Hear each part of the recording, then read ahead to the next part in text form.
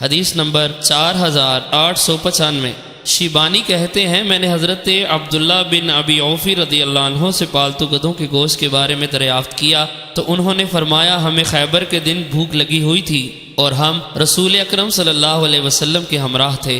ہم نے شہر سے باہر یہودیوں کے کچھ گدھوں کو پکڑ لیا اور ان کو ذبح کر دیا۔ ہماری ہنڈیاں ابل رہی تھی کہ رسول اکرم صلی اللہ علیہ وسلم کی منادی نے اعلان کیا کہ ہنڈیاں انڈیل دو اور پالتو گدھوں کے گوشت سے کچھ بھی نہ کھاؤ۔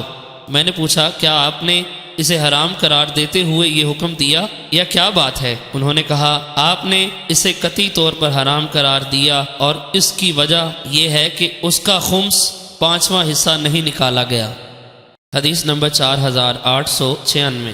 حضرت عبداللہ بن ابی اوفی رضی اللہ عنہ فرماتے ہیں خیبر کی راتوں میں ہمیں سخت بھوک لگی تو ہم نے گھریلو گدھوں کو ذبح کر دیا۔ جب ان کا گوشت ہماری دیچکیوں میں ابل رہا تھا تو حضور علیہ السلام کی منادی نے اعلان کیا کہ ہنڈیاں انڈیل دو اور گھریلو گدھوں کے گوشت میں سے کچھ بھی نہ کھاؤ۔ راوی فرماتے ہیں اس وقت بعض صحابہ کرام نے کہا رسول اکرم صلی اللہ علیہ وسلم نے اس سے منع کیا ہے کہ ان کا خمس نہیں نکالا گیا، جبکہ دیگر صحابہ نے فرمایا ان کو حتمی طور پر حرام کیا گیا ہے۔ 897۔ حضرت برا اور حضرت عبداللہ بن ابی اوفی رضی اللہ عنہ دونوں فرماتے ہیں ہمیں کچھ گدھے ملے تو ہم نے ان کو پکایا۔ اس دوران رسول اکرم صلی اللہ علیہ وسلم کے منادی نے اعلان کیا کہ ہنڈیاں الٹ دو۔ حدیث نمبر 4898۔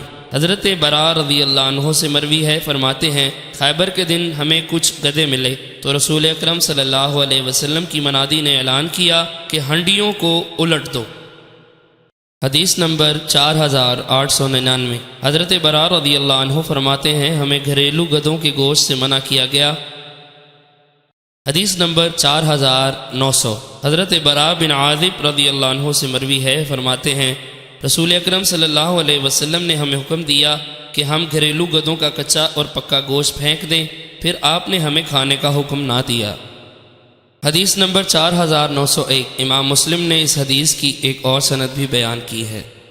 حدیث نمبر 4902۔ حضرت ابن عباس رضی اللہ عنہ سے مروی ہے فرماتے ہیں مجھے معلوم نہیں کہ رسول اکرم صلی اللہ علیہ وسلم نے ان گدھوں کا گوشت کھانے سے اس لیے منع فرمایا تھا کہ وہ بوجھ اٹھانے کے کام آتے ہیں، بس آپ نے ناپسند کیا کہ بوجھ اٹھانے کا ذریعہ ختم ہو جائے، یا آپ نے خیبر کے ان گھریلو گدھوں کے گوشت کو حرام قرار دے دیا۔